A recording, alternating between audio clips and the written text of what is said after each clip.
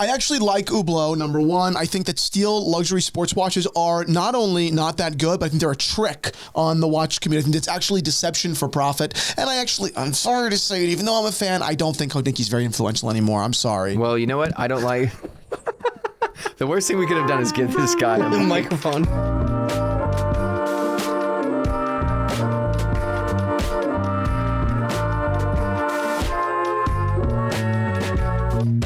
What is up, Watch Fam? I am Christian, the curator of the Theo and Harris Watch Shop. My name is Michael. And I am Sam. This video is sponsored by Tiege Hanley, and you are on a smaller chair than us. I am on a smaller chair because if I were in one of the real chairs, you guys would have something to say, so I'm taking one of the team. I was going to be in that chair, but I said... the manipulation doesn't work if you can't say it. You can't actually say it out loud. Today we're talking about our most controversial watch opinion, and I think they're also all adjacent to a watch. They don't talk about a specific watch. So if we find one along the way, we'll pick it up. But just, this is not the most ideal setup for a three-man podcast. No. But we're well on our way there.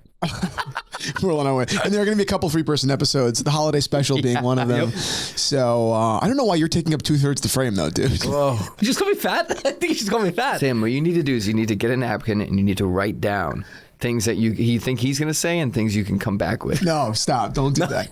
Michael's brutal with those things. He says the one wrong thing, you're like... So I don't think Hodinkee's that good for the... So unpopular opinions in watches.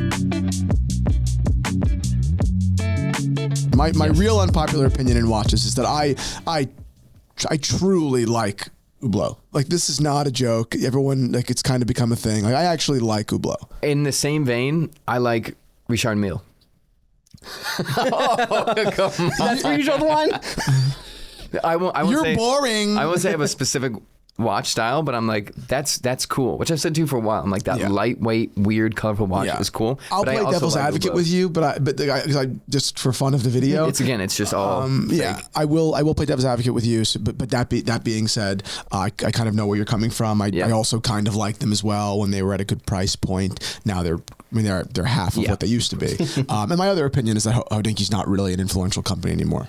Interesting. What's your opinion in watches? My opinion is I think that Casio's kind of just cornered the market of digital watches, and I think that anything coming out now is kind of an homage. We were talking about that. Wow. Why are you saying that? So you're saying that no one can make a digital watch without them robbing Casio? I'm not saying they're robbing Casio. I just think that Casio has just done it so well for so many years that it's just tough to... Everything that comes out looks like a Casio. And I just bought a Timex digital watch, and it looks like a Casio. I will agree with you to the point of... You bought the Keith Haring. I keep saying Harrington. Keith Haring. That's Kit Harington. Kit Harington. Kite Harington? What? Keith Harington. That's right. So I'll agree with you.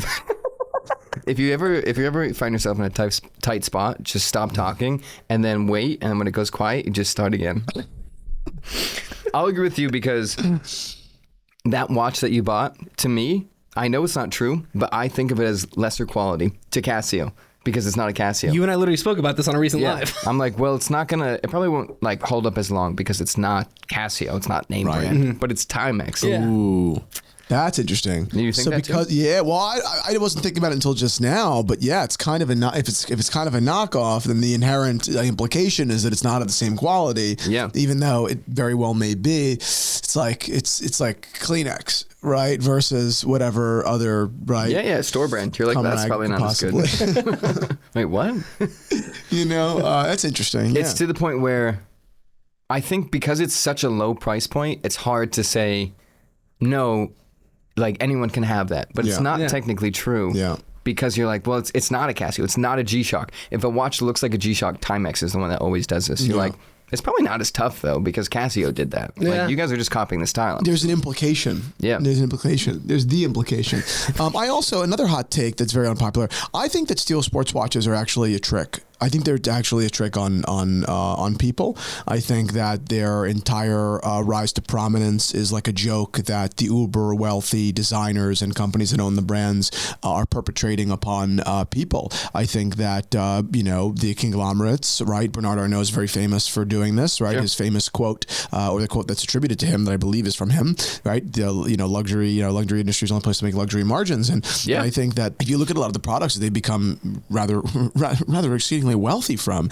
A lot of it's kind of a $1,400 Louis Vuitton bag oftentimes is not a great canvas. bag. It's not that great of a bag. It's not even and leather. If it is leather, it's $27,000. Exactly. So that's like, there's precedent that they are in the game of not just marketing. Everyone's in the marketing game, but they're in the game of selling you kind of oftentimes, not every time, but oftentimes an inferior product and tricking you into thinking that it's great.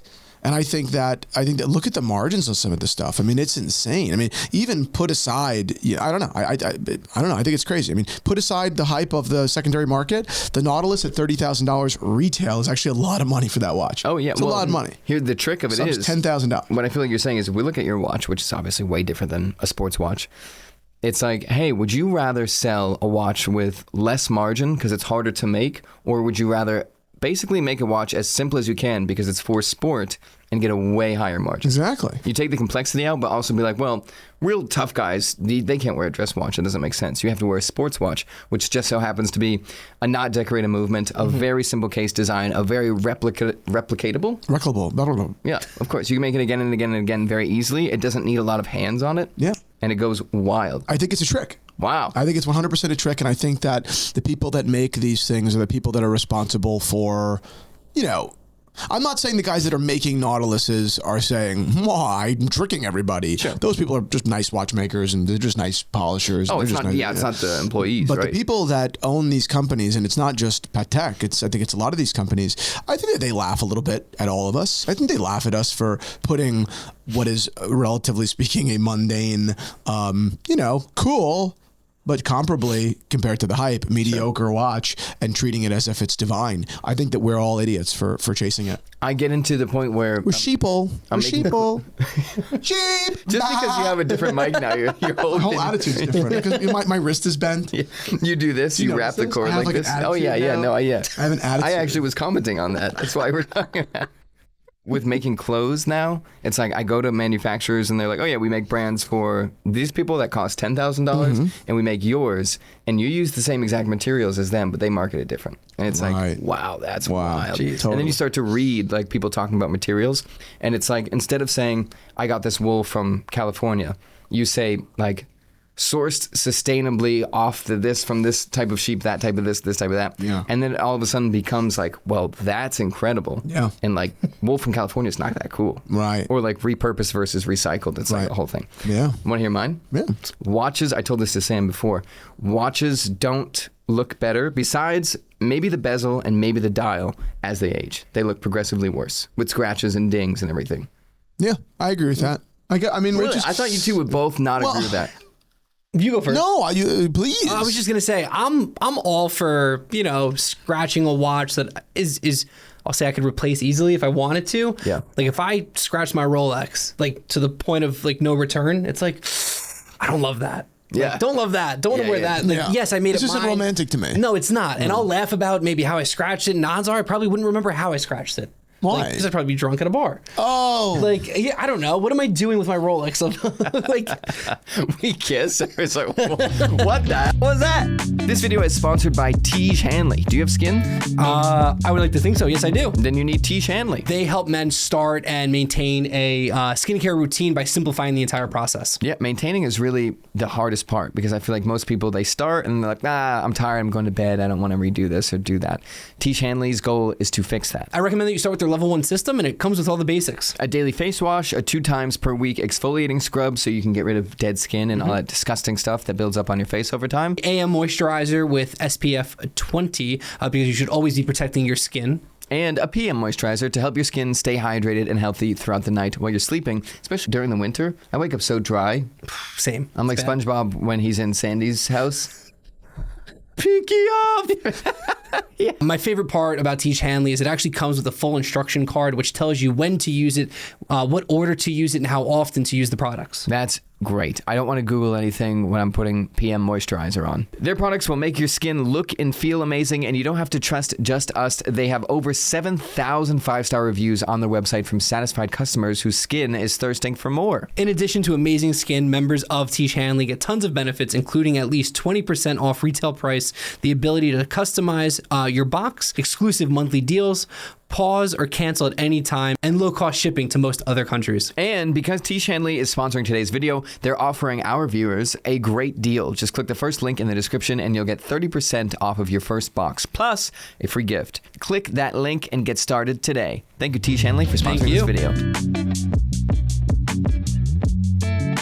Yeah, I'm all for like wearing it in and you know, dinging it up a little bit, but when you really start scratching it and really start messing it up, I don't know. I know that you make it your own at that point, but I don't love that it's like there's no return from that. Yeah, I think that when it's your father's watch, when it's your father's watch, it's just a good example. Sure. You know, it's just a simple example. You look at those. Like my dad's GMT is well worn. Like my dad's worn his GMT. The bracelet is stretched. Everything is kind of a little fucked up. You know, it's still unpolished, and there are no significant like just cuts, but it's worn. Yep. And when I get that, I would prefer it worn than immaculate for sure. I'm going to say that's my father. That's like my dad. This man traveled the world trying to build something for our family, and and blah blah blah blah blah. That's my dad. Of course. Your dad. I don't care about your dad. You're like, that watch is pretty beat up. That's just beat up. Everyone's like, yeah, but my dad traveled. I'm like, for your family. Yeah, right. No, I don't remember that. I don't care. There's a dial, sure, tropical dial, whatever. That date that I saw in the Patreon email. Yes. Is that real? Was it a blue dial? No. Okay, so this is a really good example, right? So I think that the scratches, I think you're dead right in your opinion, right? The scratches are not really an asset unless you're nostalgic about them. Bracelet stretch. Well, I'll get into gold. I have another unpopular opinion, but that to me, I've never seen a model where I'm like, that looks way cooler like that. Whereas dials, I think, are objectively cool. Like, well, you said it. I'm just piggybacking. Like a really well patented dial is just beautiful. It's like this, so I bought a Rolex Day-Date single quick reference 1803. That is the most insane watch I have ever seen. And if it was tied to a celebrity or something like that, I think that would be one of the most famous watches. I completely agree. It's insane, right? So I bought this reference 18038 and I bought it, and I was kind of like, I held on to it for a while. I'd been in the bank, and then I opened it, I held it for the first time, and I was like, I got to keep this, period. Yeah, of course. This is insane. So it's a champagne dial that went purple. A champagne dial? Champagne dial that went purple. I stared at it for like 10 minutes. I was like, it was black? Maybe it was blue? Oh, it's purple? It's truly insane, right? And I paired it with our purple strap, which is called the Current, which is now available in the Theo and Harris leather shop. Yeah, I love it. So I just got the strap in the other day, like the other week, from Italy, and now I got this watch in, and everything's kind of making sense. I got to put this on this, and now it's like, this is a beautiful thing. But I think it's, whether you like it or not, like you don't have to like it, but I think it is rather likely that whether you think it's for you or not, you're going to think it's beautiful and breathtaking.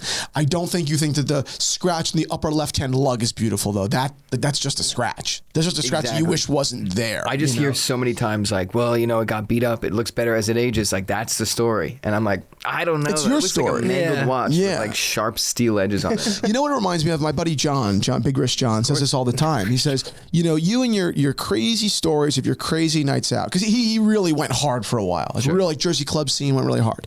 And he goes one day, he goes, the day that I grew up was the day that I realized that all these crazy things that I did, crazy nights, nobody cared about the story.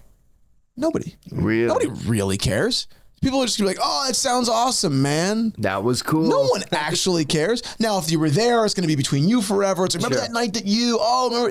Yeah. But if you weren't there, nobody cares. And it's very much the same thing about the watch. It's like, that's not my story. What the fuck do I care about you and your nicks and scratches? Like, I don't care. And that dial, that Rolex that I just got, I mean, someone was like, oh, it looks like a nebula, which is I guess like a celestial thing. I didn't even think of it. I Googled it. I didn't know what nebula was. And I was like, you're right. This is the Rolex Day-Date Nebula. That is so cool. Do you know why it went purple from champagne? Who knows? Just bad fucking sealant. That's nuts. Yeah, to your point, I'd rather, like patine, I'm all for. Yeah. But the scratches, I would prefer to do without. Yeah. Perfect example of that. My Rolex Datejust that I sold. Yep. There was a ding, I think, on the top left, exactly what you're saying, because I was handing it to Taylor, my girlfriend, now for almost 6 years, and the spring bar failed and it fell on the pavement. But I never romanticized it. I was like, oh, that sucks. But when I would see it on the watch, I was like, oh, yeah, that's because Taylor dropped the watch when I was handing it to her. She didn't actually drop it. It disassembled it in front of her. But then it's like, well, it just took off value. But there's a story behind that scratch, like a very notable story. But to anybody else, they're like, it kind of sucks that it's like mangled. Did you drop it? I'm like, yeah, I did. Yeah. You're like, oh, it was actually when I was giving it to my girlfriend. They're like, Cool, man. Cool, man. I don't care. And if I get married Taylor and kept the watch, it'd be like, oh yeah, she dropped it. Like, you know? Exactly. All right, I got another one. Okay. I think that precious metal watches, as beautiful as they are, I think that over time, and you're going to hate this, and I'm sorry, bud. As you wear as you're wearing a precious metal watch, yeah. I think that over time, they just kind of lose some of just what they are. They kind of melt a little bit. The case not falls apart, but... Oh, it like looks softer? It looks a little bit softer, right? It's a soft metal to begin with. Yeah, I mean, I can't dispute the fact that precious metal is softer than other metals, but do you really think that they lose their allure with time? I'll play you on that. I think I've seen watches, or I know I've seen gold watches before where, like, I don't even want to talk about bracelet stretch or anything like that, where it looks like where it should be a sharp edge that may have been held by steel or something like that. The melting thing, what you're saying, I see, and I hate it because the watch starts to look like, it looks like you rubbed a pebble between your hands for a really long time and you lose all of that fine polishing because it's so soft. You're like precious metal, like my friend over here in the middle, looks really good when it's young and new, and then it's kind of like withers away like a worn pebble. The weird thing is he doesn't wrinkle, he just kind of gets smoother and smoother. Do you see how small he's gotten in the last episode? I don't know, even as I'm like looking at, because obviously one of my next watch purchases is probably going to be a vintage gold watch. Nice. And as I look on eBay and at some of these other watches, Tiege, some quartz APs, etc., you see as you look, the farther back you get, you start to see, like you said, you just lose some of the sharpness to it. I read, and it bothers me. A Hodinkee comment. I forget what they were talking about, but they were talking about a polished Daytona, and there was a white gold Daytona, and they were like, "Yeah, it's getting to the soap level where it looks like a bar of soap, like a rounded bar of soap." That's what I think of when I see old gold things.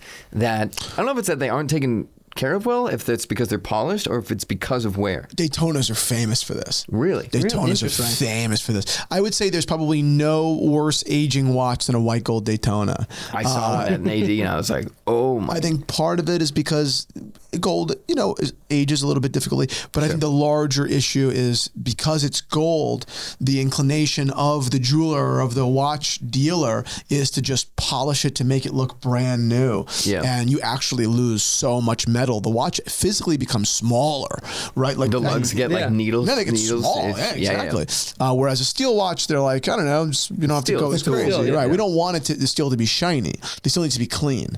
Whereas with gold, they're like, no, make it shiny. Yeah, they lose a lot of the integrity of the watch, the design. I think refinishing is fine. Like actual refinishing, you're adding more gold, whatever it may be, you're reshaping the watch is great. But for the most part, unless there's a significant ding or something like that, I think you should never almost polish a watch. Yeah. Never. Because I've never seen a watch where I'm like, oh, well, that was polished once, but like I'm glad that you did that. Yeah. And I'm a really bad stickler about that. If it has the slightest inclination that's been polished, I can't even own it. He is like that. I've returned so many watches, like I send them right back. I'm like, you said this wasn't polished. It's clearly been polished like I'm out. Quarter of a time, He's nuts. He's worse than you. He's worse than me. It drives me insane because of that soap look. I'm like, that's terrible that you did that. Now if it morphed into like what would look like a crash, that'd be interesting. You're an idiot. Cool. Is he an idiot or is he thinking? I think I'm smart. I see him with a Cartier Benoit. And he's trying to melt it with a Bunsen burner into a crash. Just wait, dude. Yeah, exactly.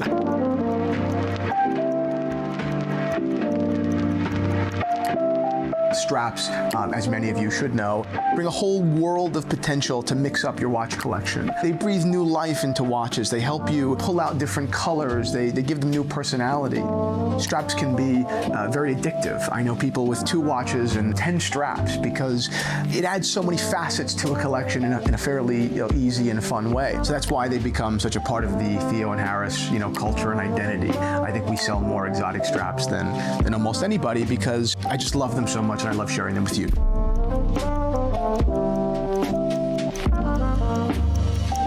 Like, I love Hodinkee. I'm a disciple of Hodinkee. I love Hodinkee. I love Ben Clymer. I had a dream about Ben Clymer the other night. Like I think about Ben Clymer. What was his new mic? No, we were at the fucking. It's so weird. It's so weird. No, and the dream was we were waiting on at the bar at the Omega event, and I was like. Canopus, huh? And he's like, yeah, because he's a nice guy, but he's indifferent to my remark on his Canopus. Yeah, right. And he's like, when are you going to sell your company for $100 million? Yeah, you're exactly. Like, how you bring that up? And he's like, yeah. And I was like, cool, man. Good to see you. He's like, yep. And that was it. That's the whole dream. Your dream is you got snubbed by Ben Clymer. He was nice. And now you're saying you think Hodinkee is a waste. No. It's like when a girlfriend wakes up and she's like, you would not believe what you just did. Yeah, exactly. Exactly. No, but for real, like Hodinkee is the godfather of watch media, right? Like Hodinkee's the place. They founded, right, the watch They were the top of the mountain. Yeah. But that being said, I think that Hodinkee made a mistake that almost everyone makes. I mean, I've certainly made it. Look at Theo and Harris, right? Theo and Harris became successful because the competitors at the time were not on YouTube. Sure. Right. Yeah. So we found the white space and we went. Hodinkee found their white space and went. Okay. And Hodinkee has essentially missed every white space since, and so has Theo and Harris. Right. Yeah. Theo and Harris, the only big white space that came up was TikTok. Like we missed TikTok. Like I'm on TikTok, but we missed it. People became famous on TikTok. They made big followings, which ultimately should, if they're smart, equal value to a brand, right? I don't care about something that just gets you invited to events. I don't need to be invited to more events, right? But if it equals checks, then I certainly missed an opportunity. Yeah. And Nico Leonard, he found a weird white space of like expert reacts too. Exactly, right? Exactly. So Hodinkee has essentially missed a lot of white spaces, and the reason that it's odd to me is because companies miss white spaces all the time. Sure. But when you're that large and you're that well funded and you have that many people, it's someone's job actually not to miss the white space. Right. That's someone's job. TikTok. We need this. We need different personalities. What are you doing? Like, Week on the Wrist was really good when there was no other reviews of that one. Exactly. You have a ton of money. So like when I was deciding whether or not to go on TikTok and I said no, it was because I was like, I don't know, man, social medias pop up all the time. Sure. Like, am I really going to dump all this money, which is a lot of money to me, into this medium and a lot of time? Is that really a good use of my time, or should I focus on, driving the retail funnel that I know exists on YouTube and on Instagram? Sure. Hodinkee could have just said, yeah, I don't know. You want to throw $50,000 behind it this year? Mm-hmm. And that's easy. That would have been a blip on their radar, right? At one point, they had like 50 employees. Right. So to me, that's like inexcusable. Who cares? But it's inexcusable that they missed that. There's no actual legitimate excuse that they missed that. Yeah. So that's how I feel about the Hodinkee, missing the white space on that. That's it. If you guys want to shop Sam's watch strap, the current, go on over to the Theo and Harris leather strap shop. And if you want more content from Theo and Harris, go ahead down below to the link in the description and join the Zeron. We release content every single week, not only podcasts weekly, but also behind the scenes posts and some of our thoughts that are just thoughts we wouldn't share here on YouTube. They're just a little bit more private about the watch industry, and we get a little bit juicy over there. So go ahead and join the Zeron, and that's it. Take care. And we'll work on the podcast setup if we keep doing 3 people.